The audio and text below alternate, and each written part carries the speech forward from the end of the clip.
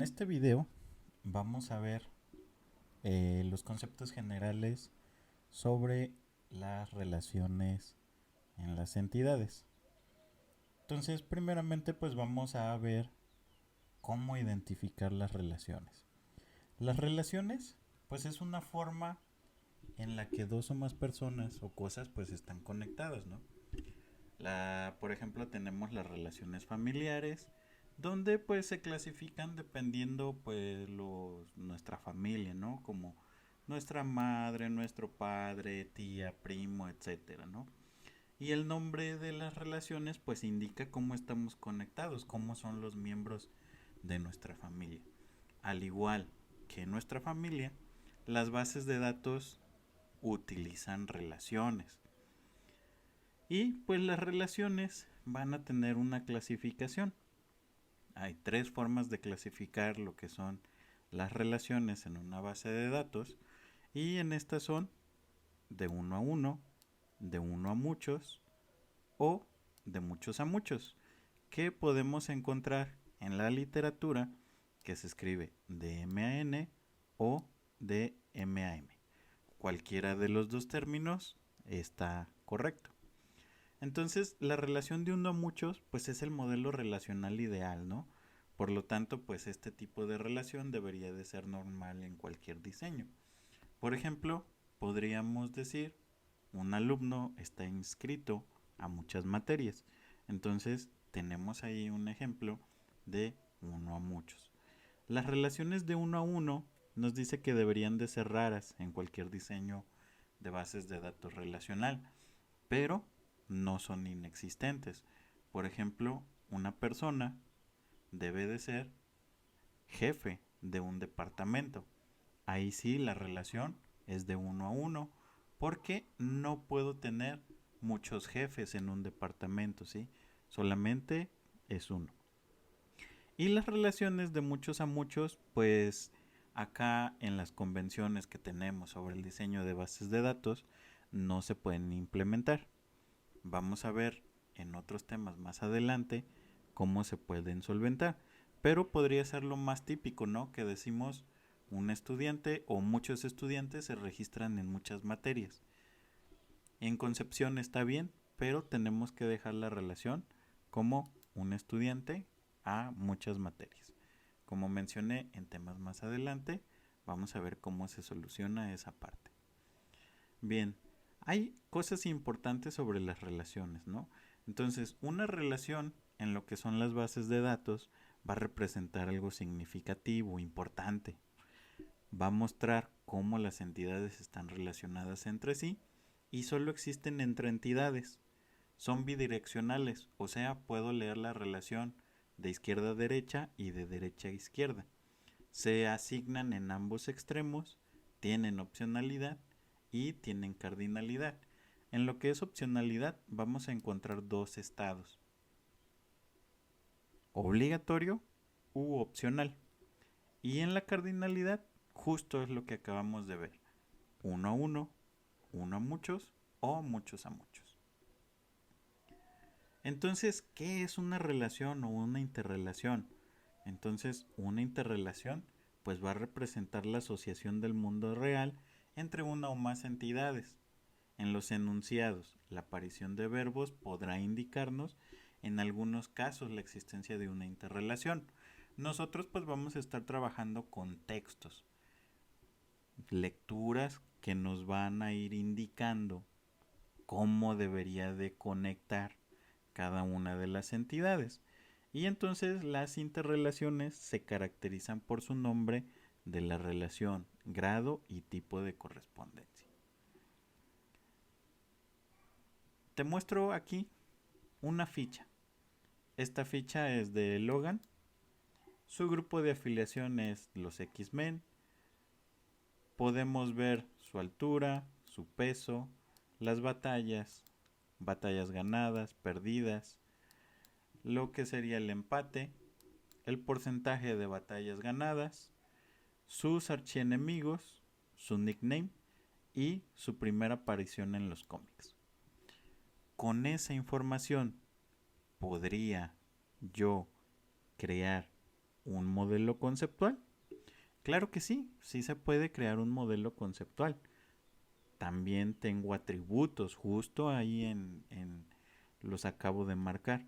Entonces, esos atributos puedo utilizarlos para crear entidades y crear mi modelo conceptual. ¿Cómo quedaría esta parte resuelta? Bueno, hay tres entidades. ¿Cuáles son esas tres entidades? Tenemos héroe, tenemos grupo y tenemos villano, ¿no? Por ejemplo, Logan está considerado como un héroe, entonces su nombre es Logan. Su grupo de afiliación, pues aquí sería el nombre de los X-Men, ¿no? Tenemos su altura, su peso, las batallas, su nickname y la primera aparición. Entonces podríamos decir aquí en el diagrama que un héroe pertenece a un grupo y que un héroe puede luchar con un villano, ¿sí? Igual tenemos aquí el nombre de los villanos donde guardaremos cada uno de estos. Y, pues por ejemplo, cuando ya aplico la cardinalidad, que es esta parte, y depende del contexto, va a ser lo que va a tomar. Yo podría decir que muchos héroes pertenecen a un grupo y que muchos héroes pueden luchar contra muchos villanos. Pero también podría decir que un héroe pertenece a un solo grupo y que un héroe puede luchar contra muchos villanos. Todo va a depender de la concepción que tengamos sobre el negocio o sobre los requerimientos que vayamos a hacer. Vamos a ver las relaciones de uno a muchos. Estas relaciones, por ejemplo, tenemos que un curso puede tener muchas clases. Imagínate el caso de la UDG. Tenemos la materia de bases de datos, pero hay varias secciones. Tenemos en diferentes días, diferentes horarios, entonces eso hace que una asignatura tenga muchas clases. ¿Cómo lo estoy representando? Con una línea. Y para saber que es uno solo, con esto lo identifico, porque es uno. ¿Cómo sé que se está refiriendo a muchos? Con este símbolo. A este símbolo se le conoce como pata de gallo. Y con este intuyo que son muchos. Entonces, para uno es la línea y para muchos es la pata de gallo. La relación de uno a uno implica pues tener una entidad relacionada con otra entidad que simplemente admite uno, ¿no? Por ejemplo, un profesor puede, o más bien un profesor pertenece a un solo departamento. Esto es un caso hipotético porque tenemos, por ejemplo, aquí en CUSEA, que un profesor puede pertenecer a varios departamentos, ¿no? Pero en el caso podría funcionar que un profesor pertenece a un departamento y estoy identificando que es uno, porque aquí es una línea, se le conoce también como dedo, y esta parte también es uno, sin necesidad de poner aquí uno y uno. Simplemente con estas líneas lo puedo identificar. Tenemos que las relaciones de muchos a muchos son inexistentes. Se pueden hacer, pero no es lo mejor. Entonces tenemos, por ejemplo, que muchos estudiantes se pueden inscribir a muchas clases. Estamos identificando aquí el muchos a muchos. Más adelante, en temas, vamos a lograr ver cómo se resuelve esto. Pero aquí puedes ver un ejemplo. Tenemos muchos estudiantes, muchas clases.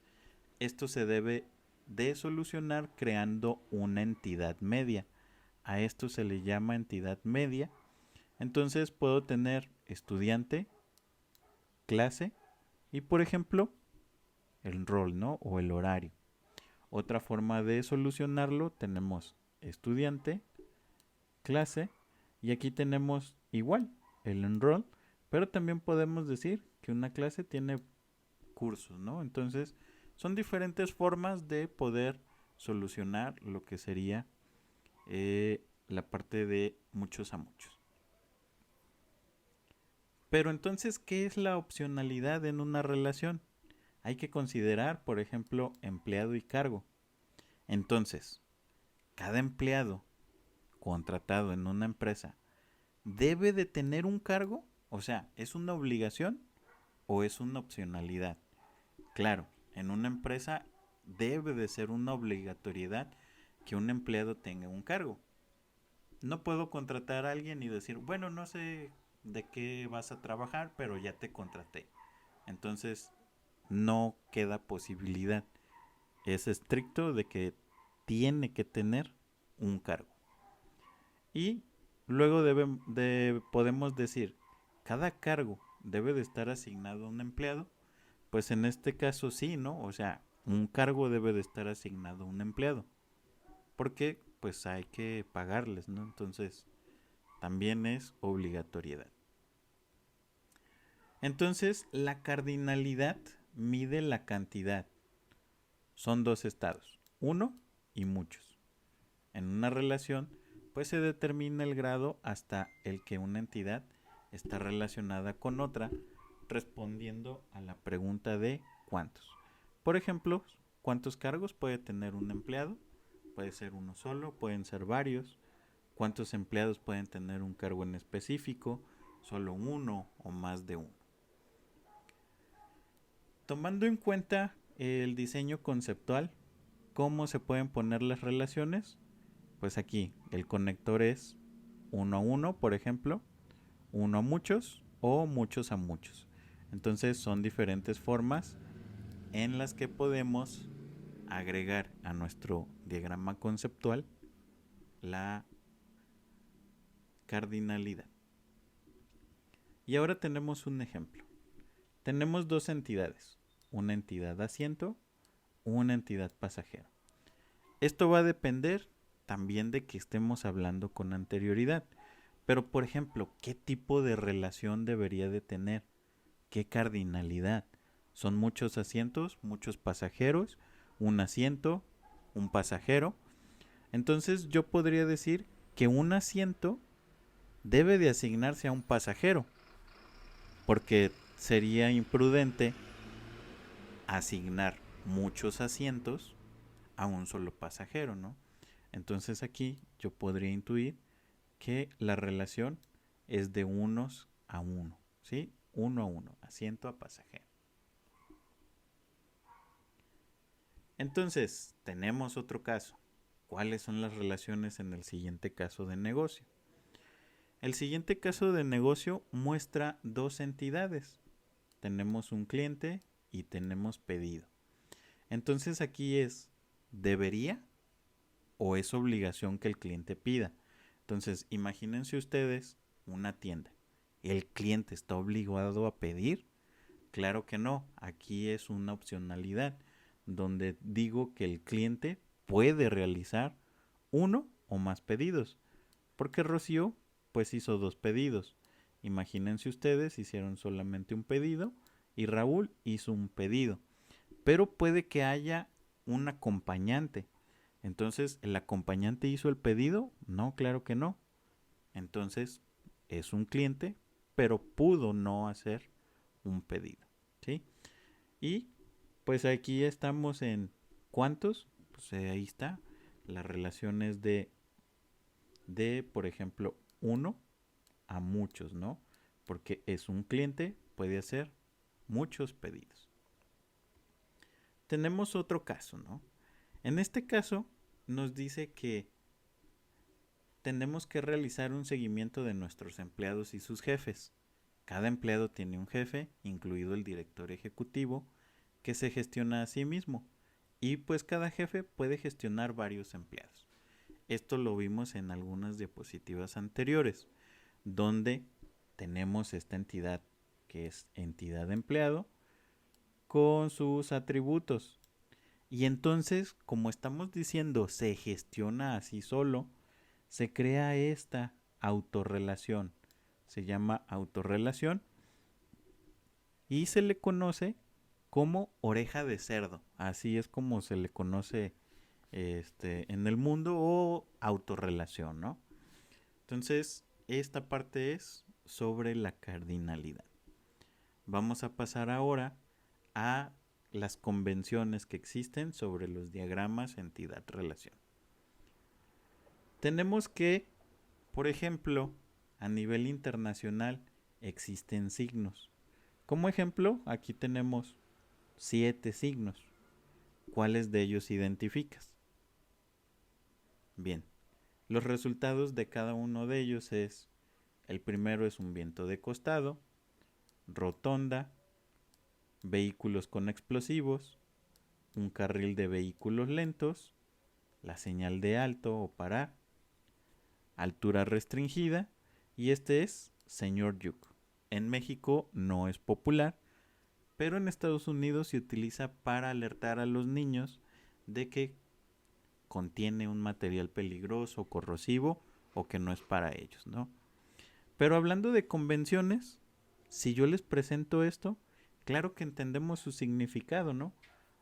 Esto es una convención que se fue creando a nivel internacional y que todos entendemos, ¿sí? Todos entendemos lo que son estos emojis, ¿no? Es un lenguaje con emojis, podría ser algo internacional, porque quien sea que ustedes manden este emoji, pues les va a entender.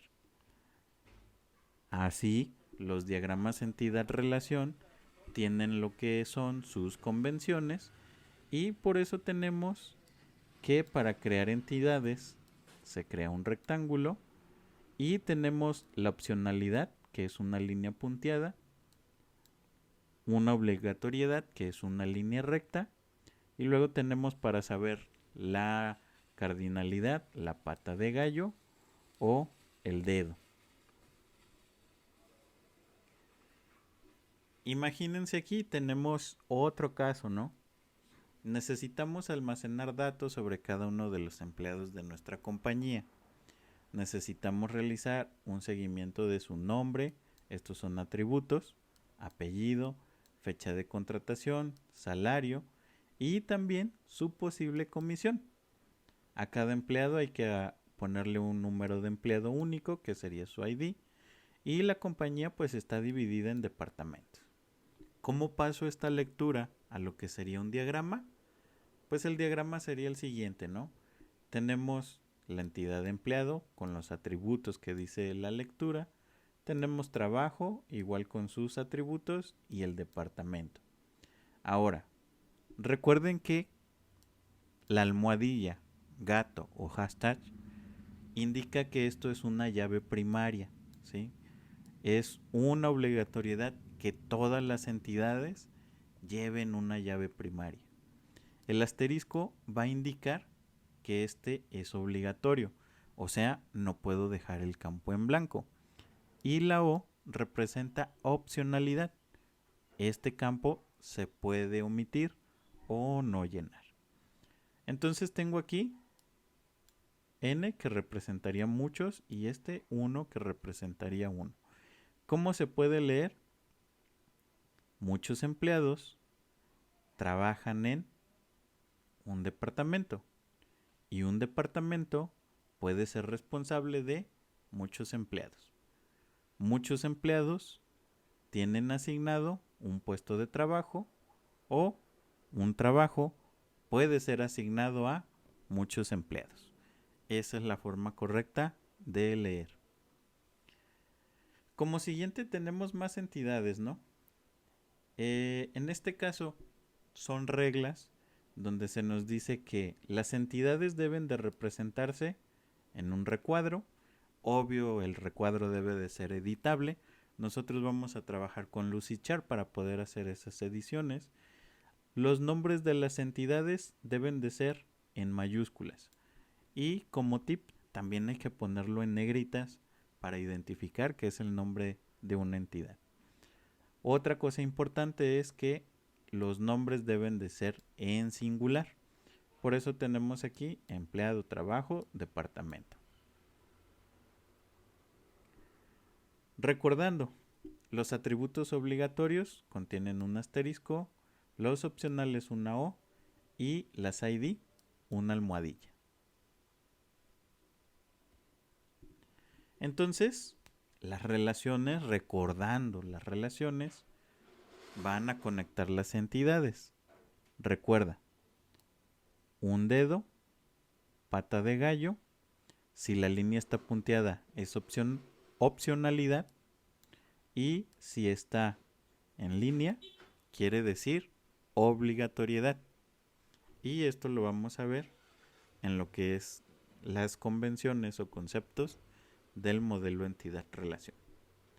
Como todo, pues el diagrama entidad-relación tiene su flujo, tiene sus reglas y se utiliza para representar muchas cosas, ¿no? En este caso, nosotros lo vamos a utilizar para representar las bases de datos. Va a ser nuestro lenguaje para poder ayudarnos. Recuerden que el modelo conceptual lo que utiliza son recuadros y rectángulos para poder conectar nuestras ideas principales. Rectángulos, diamantes y óvalos, ¿no? Entonces, bueno, tenemos que los diagramas entidad-relación van a tener una estructura. La estructura es llegar a tener este tipo de diagramas, ¿no? Donde tenemos la entidad, los atributos y estamos relacionando cada una de esas tablas con otras tablas, en este caso entidades, ¿no? Y la finalidad es que nosotros logremos tener un diagrama como este. Un poco de historia, ¿no? Hay una persona, se llama Peter Chen. Peter Chen estudió en la Universidad de Carnegie Mellon, ubicada en Pittsburgh, y esta persona pues ayudó a que el diagrama entidad-relación lograra pulirse, o sea, tener mejores prestaciones, ¿no? Entonces ahora pues utilizamos de forma internacional ese tipo de diagramas para poder representar nuestras bases de datos, ¿no? Y bueno, pues hay publicaciones de manuscritos sobre diagramas UML, que este es otro diseño que nosotros no vamos a utilizar, ¿no? ¿Dónde se utilizan las bases de datos? Pues las bases de datos se utilizan en diferentes ambientes, ¿eh? Para empresas, para la universidad, proyectos, etcétera, ¿no? Esto es una parte mundial. Nos sirve para solucionar problemas, nos sirven para sistemas de información empresarial, para la reingeniería de procesos, investigación o pues la educación en sí, ¿no? Muy bien. Entonces vamos a pasar a la última parte de este tema, la interpretación de un diagrama entidad-relación y cómo se dibuja. Ya les mencioné que esto pues es un vocabulario, ¿no? Tenemos que los diagramas entidad-relación utilizan su propia terminología y pues aquí estamos para aprender esa parte. Recuerden que debemos de tener nuestras entidades, esto representa uno, esto representa muchos y cuando tengo la línea continua representa obligatoriedad. Pero entonces, ¿cómo puedo repartir esto para ir aprendiendo de forma correcta? Aquí tenemos algunos pasos que pueden utilizar para estas primeras partes donde todavía no tenemos mucha práctica en realizar esto. Por ejemplo, número 1, tenemos cada, se agrega cada. Número 2, hay que agregar el nombre de la entidad A, en este caso, empleado. Segundo es opcionalidad, que en este caso es una línea recta, entonces es obligatorio, debe. Nombre de la relación. En el diamante o el conector poníamos algo, ¿no? Que ese sería, por ejemplo, el nombre de la relación.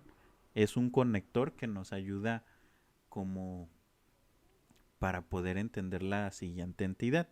En este caso sería trabaja en. Siguiente, cardinalidad, como esta es línea recta, es 1. Y posteriormente el nombre de la entidad B, que sería departamento. Leyéndolo, pues tengo, cada empleado debe de trabajar en un solo departamento. Entonces lo hice con esta entidad, pero también lo puedo hacer con la otra entidad.